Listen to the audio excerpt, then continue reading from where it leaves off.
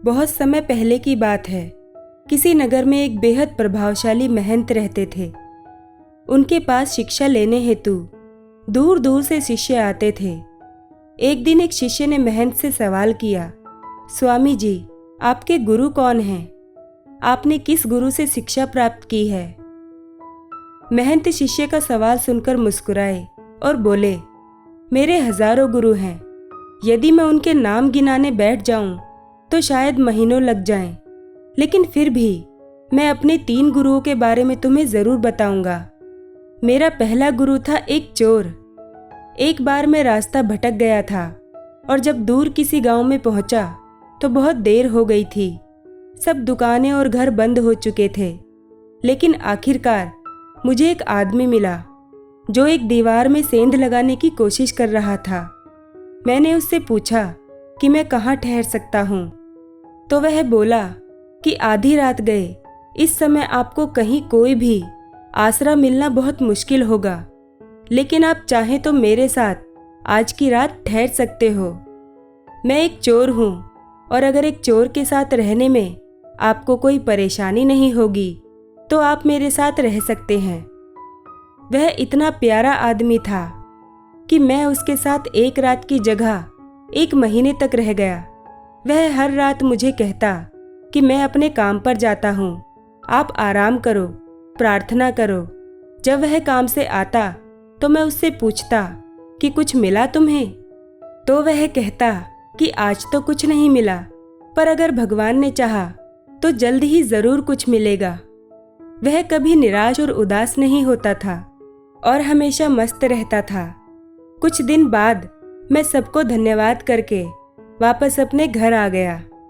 जब मुझे ध्यान करते हुए सालों साल बीत गए थे और कुछ भी नहीं हो रहा था, तो कई बार ऐसे क्षण आते थे कि मैं बिल्कुल हताश और निराश होकर साधना छोड़ लेने की ठान लेता था। और तब अचानक मुझे उस चोर की याद आती जो रोज कहता था कि भगवान ने चाहा तो जल्द ही कुछ जरूर मिलेगा। और इस तरह मैं हमेशा अपना ध्यान लगाता और साधना में लीन रहता। मेरा दूसरा गुरु एक कुत्ता था। एक बहुत गर्मी वाले दिन मैं कहीं जा रहा था और मैं बहुत प्यासा था और पानी की तलाश में घूम रहा था कि सामने से एक कुत्ता दौड़ता हुआ आया। वह भी बहुत प्यासा था। पास ही एक नदी थी। उस कुत्ते ने आगे जाकर नदी में झांका तो उसे एक और कुत्ता पानी में नजर आया जो कि उसकी अपनी ही परछाई थी। कुत्ता उसे देख बहुत डर गया।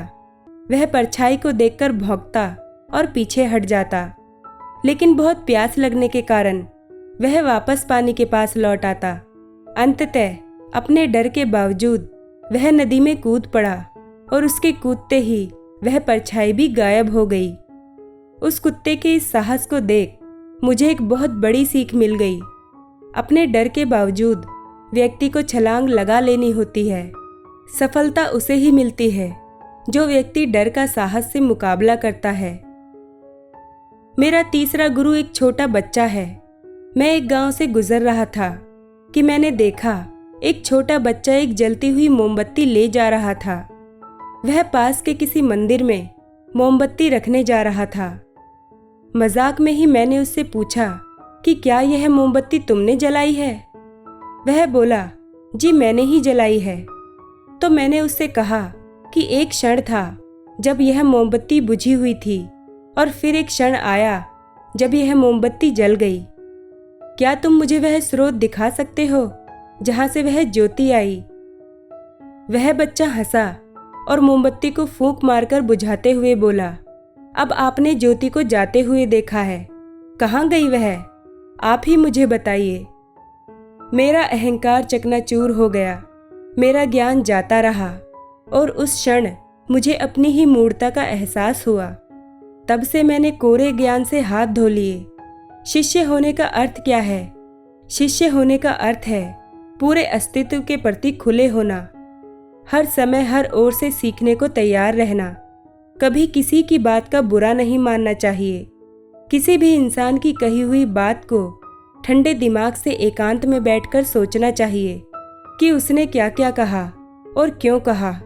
तब उसकी कही बातों से अपनी की हुई गलतियों को समझें और अपनी कमियों को दूर करें। जीवन का हर क्षण हमें कुछ न कुछ सीखने का मौका देता है। हमें जीवन में हमेशा एक शिष्य बनकर अच्छी बातों को सीखते रहना चाहिए। यह जीवन हमें आए दिन किसी न किसी रूप में किसी गुरु से मिलाता रहता है। यह हम पर निर्भर करता है कि क्या हम उस महंत की तरह एक शिष्य बनकर उस गुरु से मिलने वाली शिक्षा को ग्रहण कर पा रहे हैं कि नहीं।